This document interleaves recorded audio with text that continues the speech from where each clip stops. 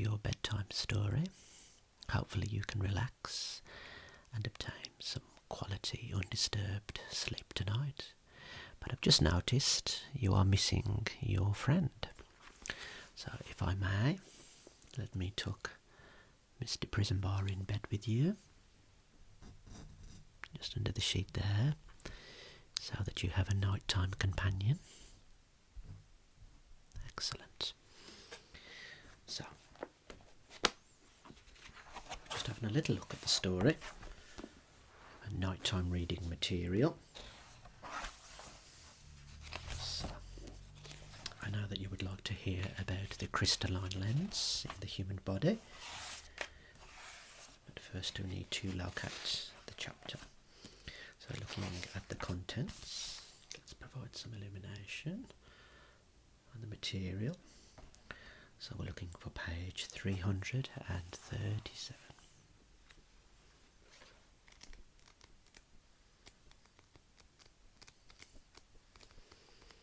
And hopefully you will find this interesting.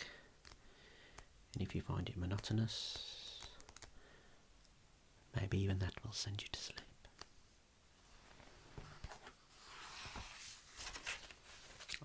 So this is chapter 12, the lens. So just a brief introduction. It says the crystalline lens is a biconvex avascular transparent structure enclosed by a capsule, which is the basement membrane secreted by the lens epithelium. The capsule, responsible for moulding the lens during accommodation, is thickest in the equatorial zone and thinnest at the posterior pole. Okay, so you have a little bit more information there, but we're going to move on to disorders of the lens. We have age-related cataract, and the first type is subcapsular cataract. So it says anterior subcapsular cataract lies directly under the lens capsule and is associated with fibrous metaplasia of the lens epithelium. Posterior subcapsular opacity lies just in front of the posterior capsule and manifests as a vacuolated granular or plaque-like appearance on oblique slit lamp by microscopy, and appears black on retroillumination due to the location of the subcapsular cataract. At the nodal point of the eye, a posterior opacity has a more profound effect on vision than a comparable nuclear or cortical cataract. Near vision is frequently impaired more than distance vision. Patients are particularly troubled under conditions of miosis, which is pupil constriction, such as produced by headlights of oncoming cars and bright sunlight. Okay, we're going to move on to nuclear age-related cataract next. Are you starting to feel a little bit more sleepy now? Your melatonin levels should be increasing thanks to the pineal gland, and you may find that your vision is becoming a little bit more blurry as we proceed. Okay, so more about the nuclear cataract. It says nuclear cataract starts as an exaggeration of the normal aging changes involving the lens nucleus. It is often associated with myopia due to an increase in the refractive index of the nucleus and with increased spherical aberration. Some elderly patients may consequently be able to read again without spectacles. Nuclear sclerosis is characterised in its early stages by a yellowish hue due to the deposition of urochrome pigment. This type of cataract is best assessed with a oblique slit lamp by microscopy and not by retroillumination. When advanced, the nucleus appears brown, a brunescent cataract. Such cataracts of a hard consistency, which is surgically relevant. Okay, and the next portion of the age-related cataract category is the cortical cataract, and it says cortical cataract may involve the anterior, posterior or equatorial cortex. The opacities start as clefts and vacuoles between lens fibres due to hydration of the cortex. Subsequent opacification results in typical wedge-shaped or radial spoke-like opacities, often initially in the inferior nasal quadrant. That's the inferior nasal quadrant. Patients with cortical opacities frequently complain of glare due to light scattering. Is your vision starting to become a little bit more blurry as we make you more sleepy? Okay. Moving on to another section of the cataract area. Okay, the next section talks about something called a Christmas tree cataract. It says a Christmas tree cataract, which is uncommon, is characterised by striking polychromatic needle-like deposits in the deep cortex and the nucleus, which may be solitary or associated with other opacities. Okay, and it talks about here the stages of cataract maturity. Stage 1 is the immature stage, and it says cataract is one in which the lens is partially opaque. Stage 2 is the mature stage, and it says cataract is one in which the lens is completely opaque. And then we have the hypermature third stage. It says the cataract has shrunken and wrinkled anterior capsule due to leakage of water out of the lens. And the next stage is called Morgagnian, where the cataract is hypermature and there is liquefaction of the cortex, which has allowed the nucleus to sink inferiorly. Now moving on, we have cataract in systemic disease. One of those is diabetes, and it says diabetes, in addition to causing cataract, can affect the refractive index of the lens and also its amplitude of accommodation. It says, yes, the classical diabetic cataract is rare. Hyperglycemia is reflected in a high level of glucose in the aqueous humour, which diffuses into the lens.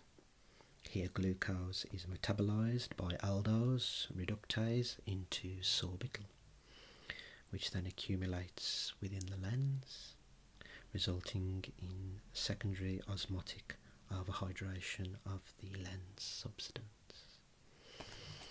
It just continues there, but we're going to go on to age-related again, which is a subsection of cataract in systemic disease.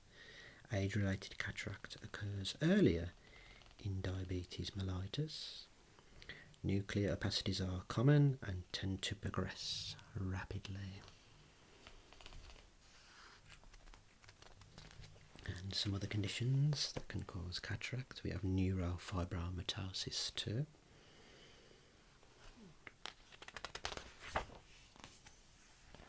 Okay, so we're on to the next section now, which is called secondary cataract.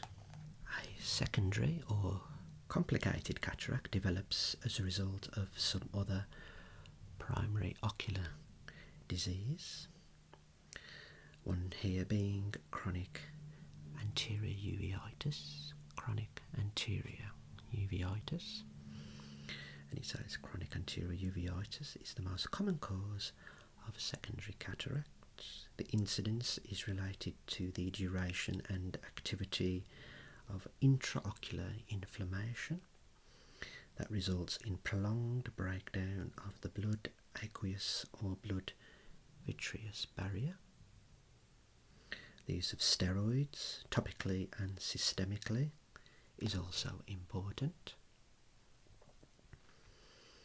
The earliest finding is a polychromatic luster at the posterior pole of the lens, which may not progress if the uveitis is arrested. If the inflammation persists, posterior and anterior opacities develop and may progress to maturity. Lens opacities appear to progress more rapidly in the presence of posterior synecdoche. That's posterior synecdoche. Moving on to another secondary cause of cataract, we have acute congestive angle closure.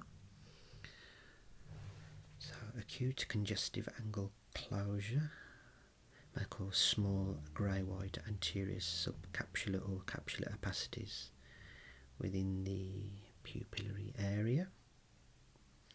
They represent focal infarcts and the lens epithelium, pathognomonic of past acute angle closure glaucoma.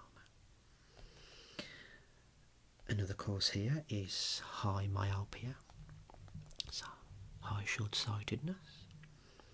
So high myopia is associated with posterior subcapsular lens opacities and early onset nuclear sclerosis, which may ironically increase the myopic refractive error. Simple myopia, however, is not associated with such cataract formation. And the final category of secondary cataract, it says, is hereditary fundus dystrophies.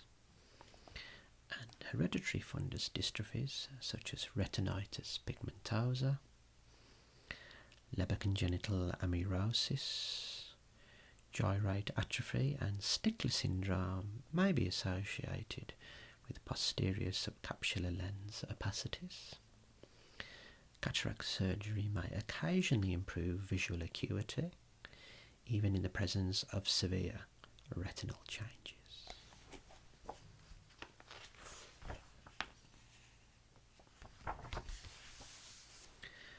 Okay, are you starting to feel sleepy now? You feel that your vision is very blurred. If your eyelids start to close, that's fine. I'll just continue until you fall asleep.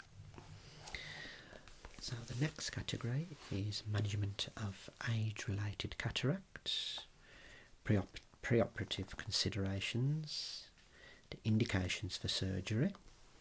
Number one being visual improvement, which is by far the most common indication for cataract surgery, although requirements vary from person to person.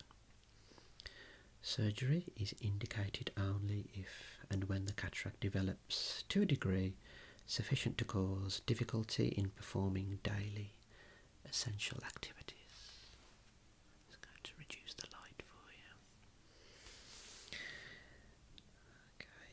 If the patient desires to drive or continue a specific occupation, visual function below legally prescribed levels may necessitate surgery. Another indication is medical. So medical indications are those in which the cataract is adversely affecting the health of the eye. For example, phacolytic glaucoma or phacomorphic glaucoma. Cataract surgery to improve the clarity of the ocular media may also be required in the context of fundal pathology. For example, diabetic retinopathy. That's diabetic retinopathy, requiring monitoring or treatment. And the final preoperative consideration is cosmetic. These indications are rare, such as when a mature cataract in an otherwise blind eye is removed to restore a black pupil.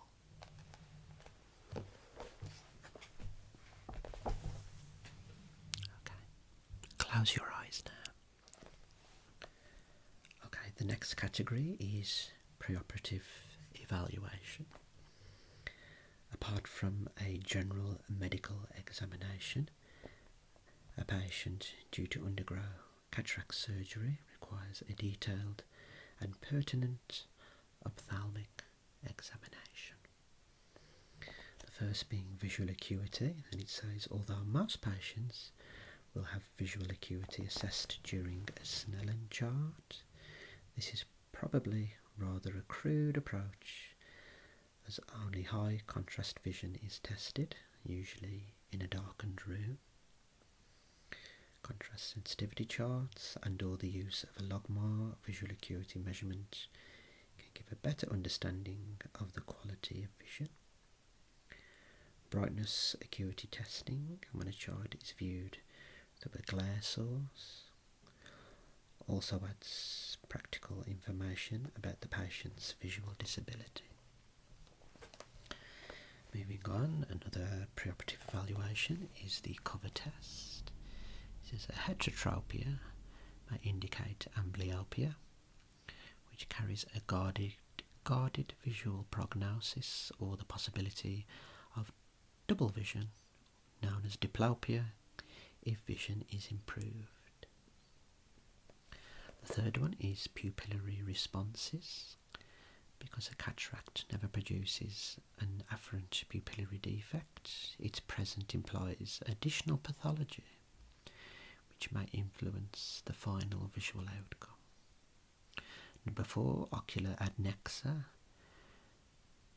blepharitis, chronic conjunctivitis, lagophthalmus, ectropion, entropion, and tear-film abnormalities may predispose to endophthalmitis and require effective preoperative treatment. And number 5 is the cornea. A wide arcus senilis or stromal opacities may be just a good surgical view. Eyes with catata and decreased endothelial cell contours counts are vulnerable to postoperative decompensation secondary to operative trauma. In these cases, special precautions should be taken to protect the endothelium during surgery with viscoelastics. Eyes with significant endothelial cell loss for candidates of simultaneous penetrating keratoplasty. The amount of pre-existing corneal astigmatism should be measured if freedom from at least distance glasses is envisaged following surgery. A decision as to whether astigmatism should be corrected can be made after discussion with the patient. Number 6, the anterior segment. A shallow anterior chamber can render cataract surgery difficult. Pseudoexfoliation indicates a weak sonule and the possibility of problems during surgery. A poorly dilating pupil can make cataract surgery difficult.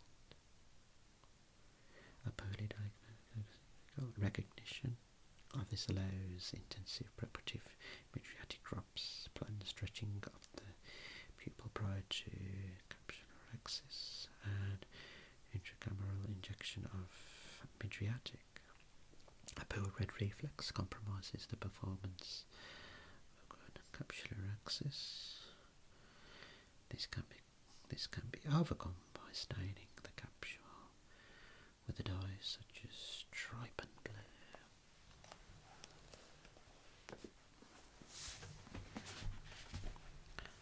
So it looks like you have fallen asleep.